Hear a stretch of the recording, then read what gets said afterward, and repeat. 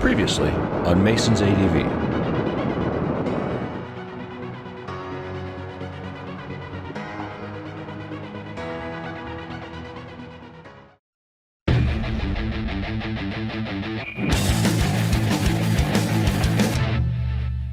Well, good morning, everybody. We're at Lauzon, Lake Lauzon Camping and Marine here in Blind River.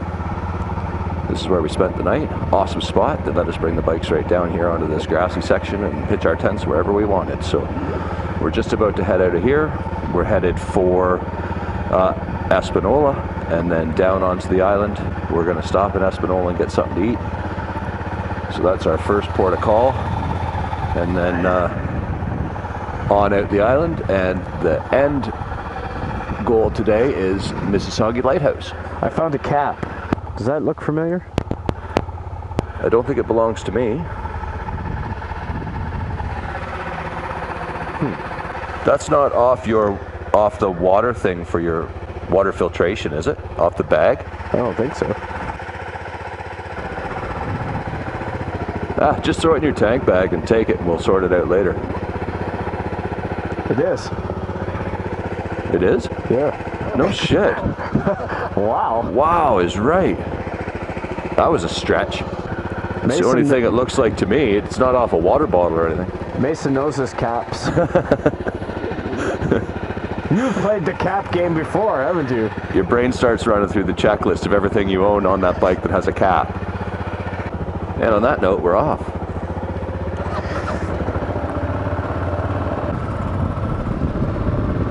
Thank you very much, everybody at Lauzon. Great night.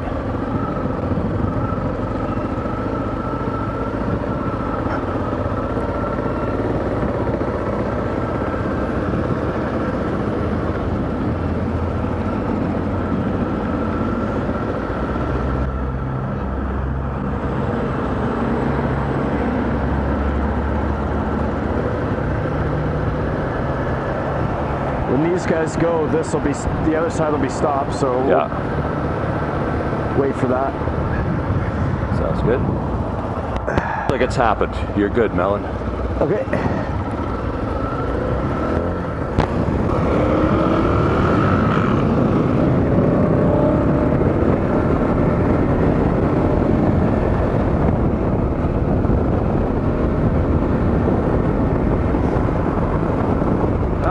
On the road again. Willie Nelson had a song like that once. Yeah, not sure if we could even say that without being demonetized. So guys, this might be a good chance. This is one of the first times we've had all three cameras running at the same time. Can we do our thoughts of the trip? Thoughts? I think it was definitely an adventure. You know, I would agree.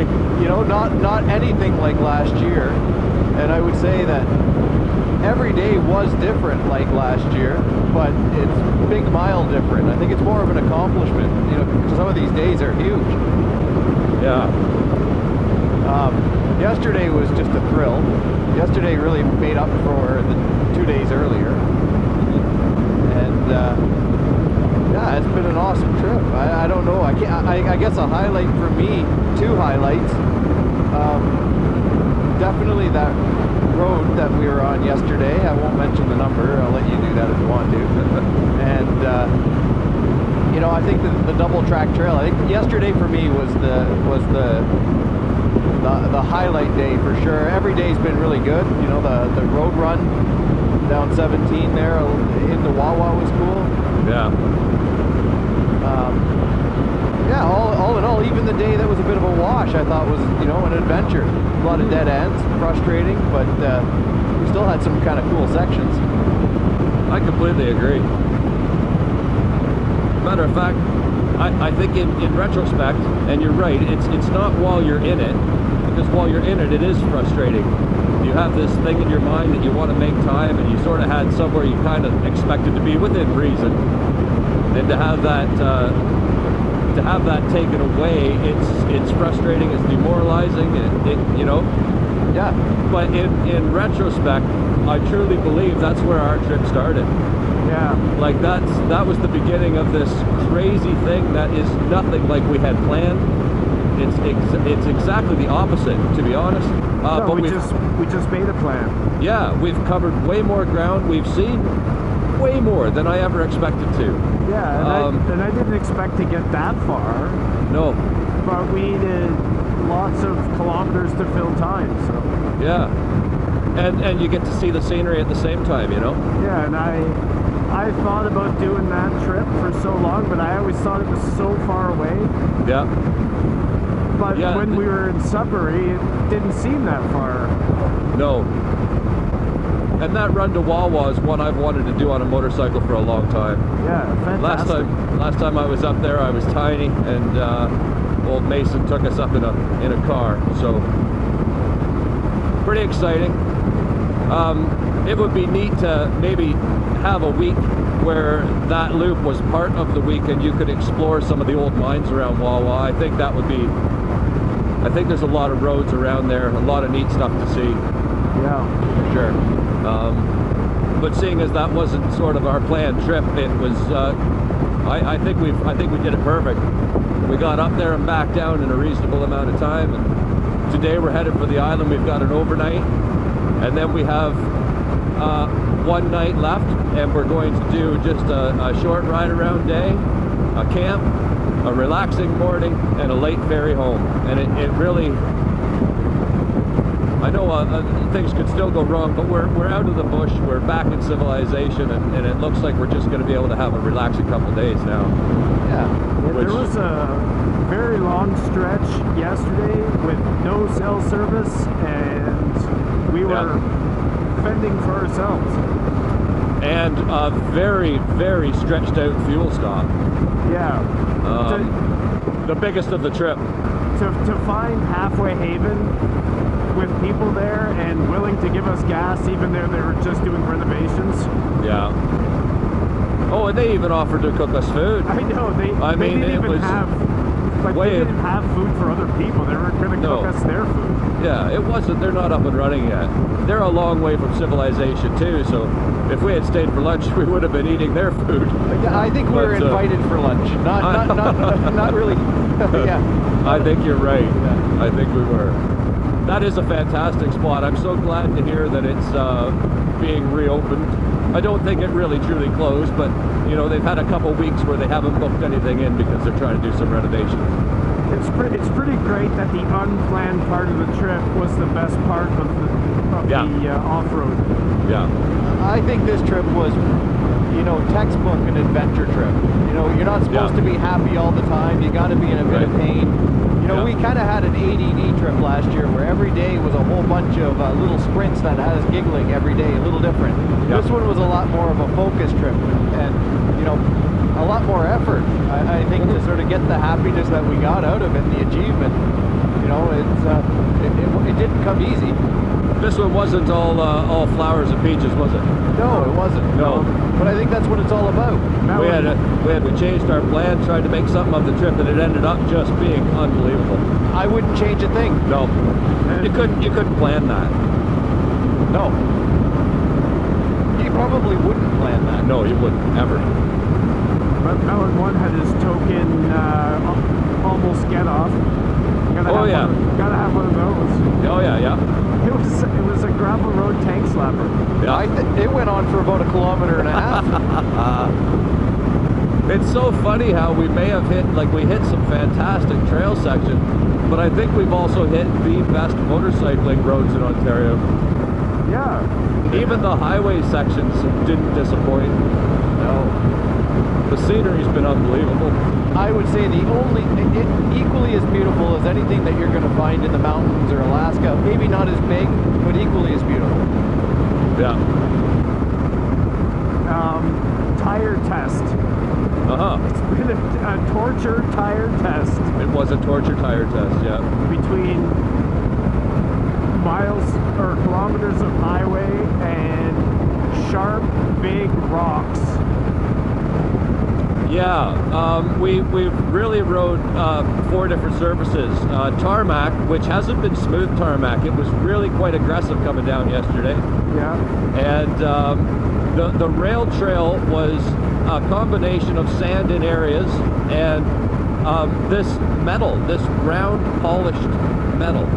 I don't know whether it's a slag. I don't know what it was, but it wasn't sharp. It was smooth, and they rolled together like ball bearings. So when that got deep, boy, was it tricky to ride on. Yes. And then we got into the trail section, which was a mixture of pit run and crushed granite. With little sprinkles of sand. Yeah, and the crushed granite is sharp. Oh my goodness, is it sharp. So you definitely want a sturdy tire for doing this trip. Yeah, you did. And something that you were used to its behavioral patterns too, because it really threw everything at us this time. Yeah, I wouldn't want to have tried something new on before doing this. Even if it were better, I wouldn't want to try it. You know, some people say that an ADV tire or an ADV knobby isn't designed to run speed and highway, but when you're on a trip, I'll tell you, it has to. There's no option. Sometimes you just have to make up miles. So if you have a tire that's no good above 100 kilometers an hour, you're in trouble. Yep. It has to be able to roll upwards of 120, and it has to be able to run through sand, and it has to give you a grip on gravel. I don't know. I've really struggled with the tire issue over the past season or two. I keep coming back to this one because it's a known commodity, and it stands up every time. So I have $220 invested in the trip in a tire. I don't care. Yeah. Oh, look what happened last time. The tire on something like this is just A wearable item. Yeah, it's a wear and tear item. It's a cost of doing trips like this. That's right. Melon's had great luck with the Bridgestones. We've had great luck with the TKC80s. And yeah, so that's our tire story. And they've done well again this time, haven't they? All of them. They sure have. They certainly are showing wear, but they're they haven't been easy miles.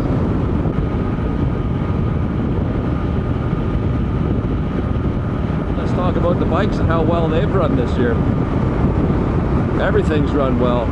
When you think we fire them up at 8:30 in the morning and been shutting them off at 5:30, 6:30, tank after tank of fuel through, and no issues. And beating them up. And beating them up, and they've all done really well. The GPSs have worked excellent. Melon has the road one, and I have the off-road one, and the combination of the two seems to work really nice together. The worst crashes my bike's had, I haven't even been on the bike. Well, the first one everybody knows, the scooter incidents at the dealership. Yeah. Just to recap, when the lady on the scooter ran into your bike and actually tipped it over side stand side. Yeah, she hit it so hard. Unbelievable. Yep. And then the second time this year, when I was putting on my tires, I had both tires off. I turned to lean the tires up against the wall, turned back, and the bike had fallen off the jack, and it was on the ground, headlight and right handguard first on the ground. Sucks. With no wheels on it. So yeah, the worst crashes. I haven't even been on the bike. Then you get to play the game of how do I pick up a motorcycle that has no wheels on it. Yeah. That's always a fun game. Without a hoist. Well, the jack was there. I just had to physically pick the bike up in my hands and hold it against my chest while I kick the jack around and try to rebalance it. Always fun. I had a bike down on the trip. Yeah, you did have a tip over, didn't you? Yeah. That's every time we go out, the bike has to take a nap. It does. It's not every time, but it's definitely every trip. Not pretty much every time. A lot of times. I'm gonna hook a anchor onto this tree. Some free mileage. Venom Can you say Vladimir Guerrero Jr.? Vladimir Guerrero Jr. Say it, but with more gumption. Vladimir Guerrero Jr. Beautiful. It's like I'm at the baseball field. You have a bit of an echo? Well, from him, it sounds like he's in a arena. Oh, okay. Mookie Wilson. Whoa, that's a throwback. Yeah, that's a throwback. Hey guys, if you liked that video, hit the thumbs up button for us. It goes a long way towards helping out the channel. And if you're new here, hit that subscribe button in the upper corner for new videos every Sunday. Be glad to have you along for the ride.